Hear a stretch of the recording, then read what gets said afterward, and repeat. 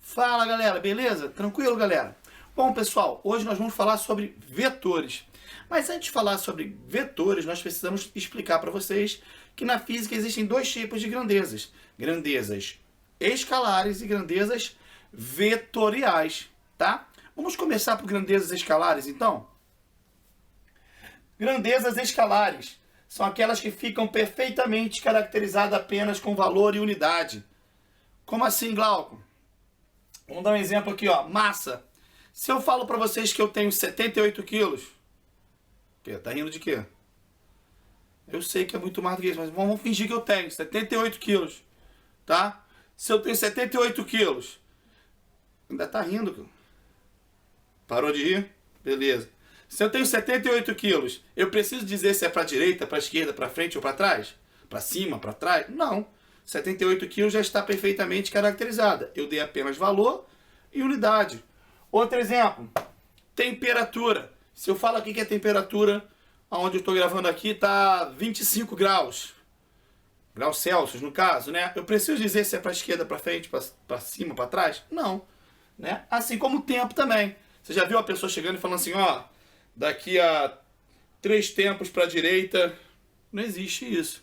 3 segundos, 3 horas, 4 minutos, né? Apenas com valor e unidade já está perfeitamente caracterizada, beleza? E agora, e se eu for falar de grandezas vetoriais? Já as grandezas vetoriais, galera, elas precisam de direção e sentido para ficar perfeitamente caracterizado, né? Um exemplo, velocidade.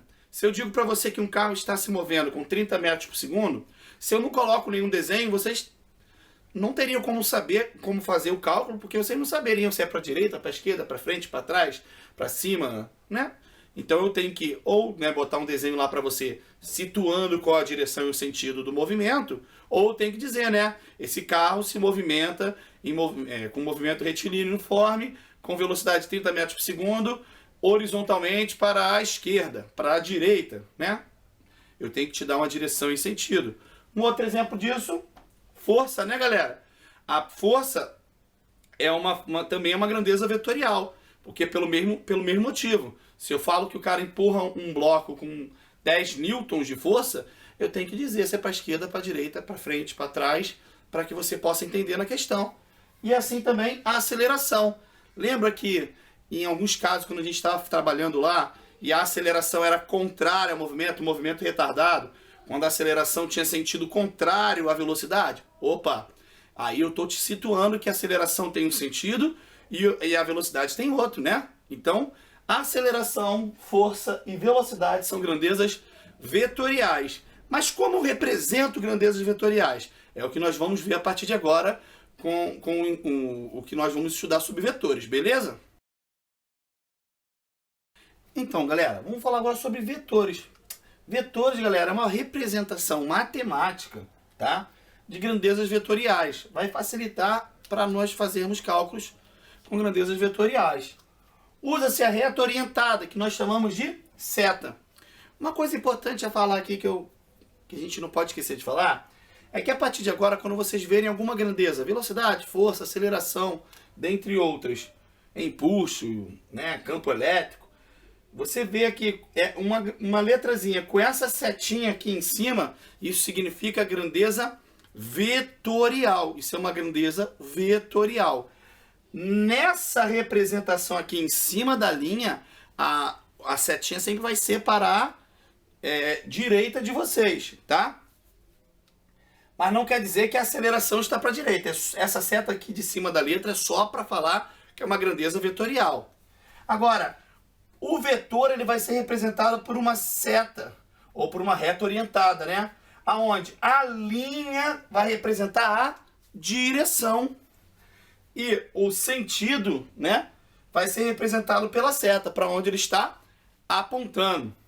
Bom, galera, nesse caso aqui, por exemplo, a direção é horizontal e o sentido é para a direita, não é isso? Para a direita. Nessa aqui, a direção é vertical e o sentido é para cima. Nessa aqui, direção inclinado, né? Ou diagonal aí. E o sentido é o quê? Nesse caso aqui eu tenho que dar dois sentidos, né? Sentido para baixo e sentido para a esquerda, né? Que nós utilizamos também lá quando vai falar sobre mapas, né? Noroeste, sudeste, né? Nesse caso aqui seria sudoeste, né? Sul com oeste, isso aí, sudoeste. Beleza, galera? Tranquilo? Agora vamos falar sobre vetores iguais e vetores opostos. Vetores iguais é aquele que temos mesmo módulo, direção e sentido. Mas o que vem a ser módulo? Módulo é o valor, tá? É o tamanho do vetor. Beleza? Eu até representei aqui, ó, através de umas linhazinhas aqui, para que a gente possa ver, ó. Vamos imaginar que essa linha aqui tenha 4 partezinhas, tá? Então o módulo dela é 4, que eu vou chamar de 4 unidades, né? 4U, U de unidade. Se fosse velocidade seria metro por segundo, se fosse força seria newton, beleza? Ela tem mesma direção? Tem mesma direção. As duas são horizontais. Vou botar só abreviado aqui. Vou botar abreviado não, vamos botar a palavra direitinho. É horizontal, né? E qual é o sentido delas? Ambas têm o mesmo sentido. Para a direita. Beleza? Qualquer um desses três requisitos aqui, se tiver diferente, ele não pode ser considerado um vetor igual. Beleza? E vetor oposto? Vetor oposto, galera. Vetor oposto vai ter módulo e direção igual, mas sentido oposto. Lembra lá que eu falei do movimento retardado? Que velocidade tinha uma direção, tinha um sentido, e a aceleração tinha um sentido oposto? É exatamente isso, ó. Aqui eu dei 3 exemplos de vetores opostos. Aqui, ó, eles têm mesmo tamanho, têm o mesmo módulo, têm mesma direção, nesse caso é horizontal, só que um está para a direita e outro está para a esquerda, sentido oposto. Aqui, eles estão inclinados, né? Um está para cima e para a direita, o outro está para baixo e para a esquerda. Aqui também tem mesmo tamanho, assim como os outros, né? Também tem mesmo tamanho, só que um está para cima e o outro está para baixo. Então, nesses 3 casos, eu tenho vetores opostos, né? Eles têm mesmo módulo, mesma direção, mas sentidos opostos. Beleza? Tranquilo até aí, né, galera? Então, falando agora sobre vetores resultantes. Galera, vetores resultantes é quando a gente vai utilizar em algumas situações diferentes, tá? Quando eu tenho, por exemplo, 2 forças agindo para a mesma direção ou para direções opostas, né? A gente vai utilizar muito isso em dinâmica, por exemplo, né? Imagine que eu estou empurrando um carro numa direção, uma outra pessoa está me ajudando, está empurrando na mesma direção e sentido. Nossas forças vão se somar. Mas poderia acontecer o contrário, de eu estar aplicando uma força sobre um corpo e esse corpo aplicar uma força no sentido contrário. Beleza? Tranquilo? Então, olha só. Vetor resultante vão ter aqui basicamente 4 situações. 2 delas é bem tranquilo, tá, galera? Mesma direção e sentido. Aqui, ó, o A e o B tem mesma direção e sentido, ou seja, quando formam um ângulo de 0 graus. Então, nesse caso, o meu vetor resultante vai ser A mais B. Então, ó, A mais o B aqui vai formar o meu vetor resultante. Beleza? Tranquilinho, né? E meu vetor resultante quando é mesma direção, mas sentido oposto, tá? Meu vetor quando é mesma direção, mas sentido oposto, eu vou ter vetor resultante é igual a menos B. Então, olha só que interessante, tá? Na física, o vetor que é negativo com relação a outro, tá? A é positivo, B é negativo, ele quer dizer que ele está no sentido contrário, beleza? Então, diferença de vetores, por exemplo, se eu quero o vetor A menos o vetor B, eu vou pegar o vetor B e vou girar ele de lado. Girar ele ao contrário, né? Beleza? Então, vamos lá, galera. Então, ó, vetor resultante é igual a menos B, beleza? Agora, vamos aqui para vetores perpendiculares. Vetores perpendiculares é como o próprio nome já diz, é quando eles formam um ângulo de 90 graus. Nesse caso, nós vamos utilizar o quê? Pitágoras, né? Vetor resultante é igual a ao quadrado, é igual a ao quadrado mais b ao quadrado. O meu vetor resultante seria algo mais ou menos aqui.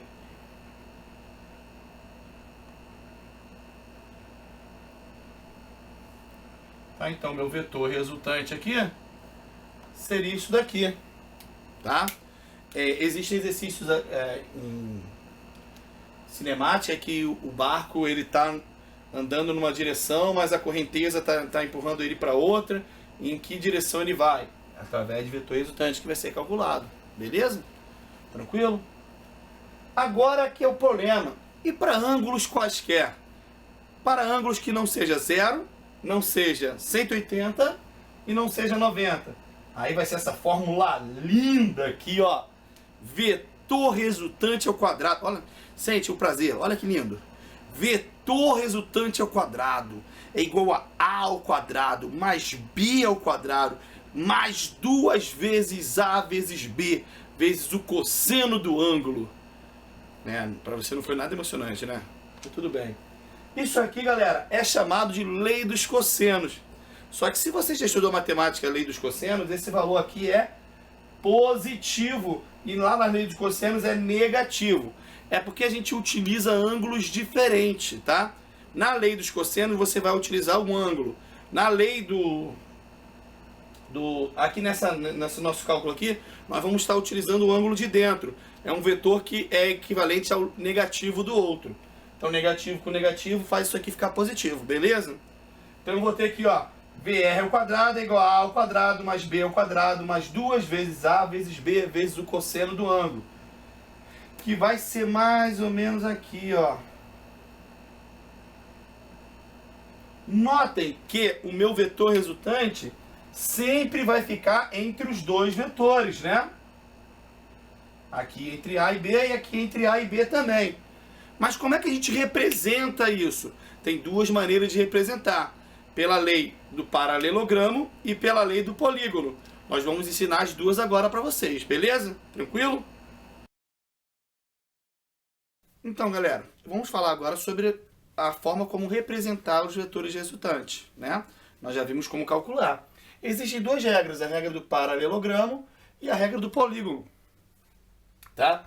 Pela regra do paralelogramo é o seguinte: primeiro eu vou juntar os inícios dos vetores, tá? Aqui, ó, eu tenho o vetor A e o vetor B. Eu vou juntar, ó.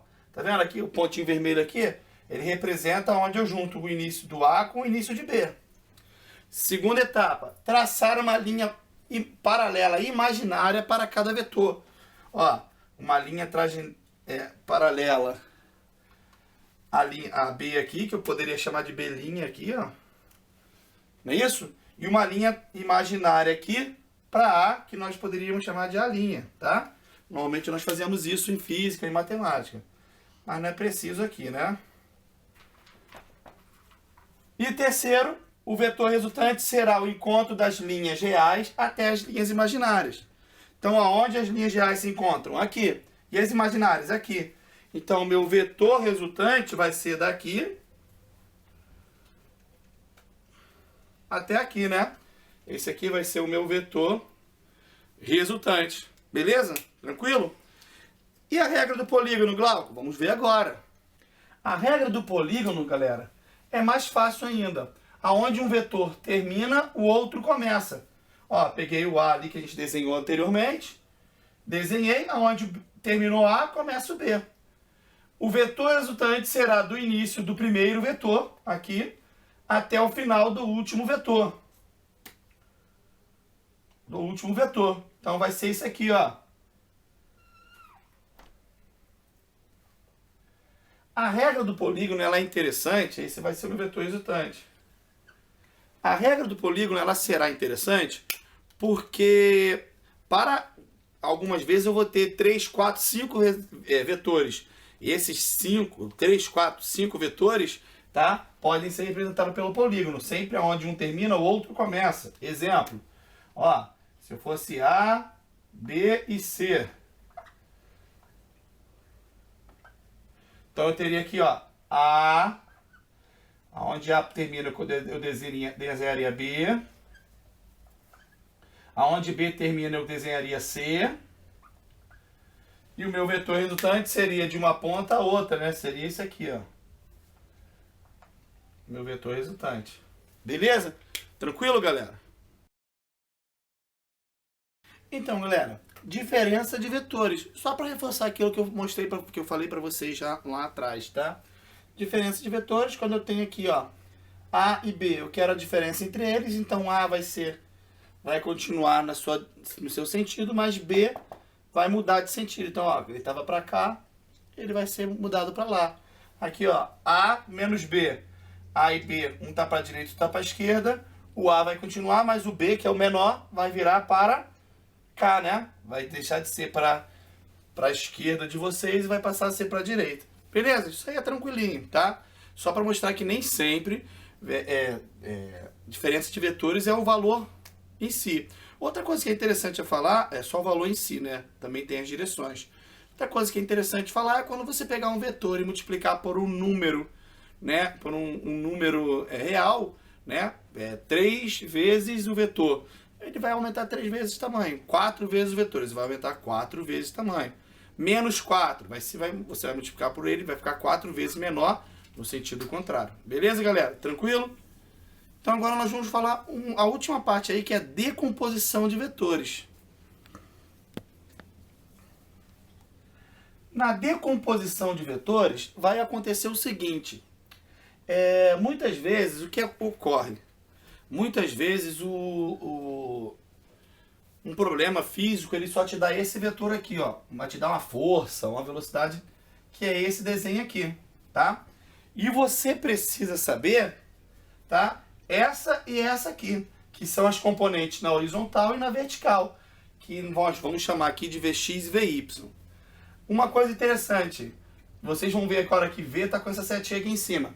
Todas as outras letras que eu utilizei nesse vídeo, A e B, foram as que eu utilizei, né, com mais frequência aí, e VR também teria que ter aquela setinha em cima representando uma grandeza vetorial, tá?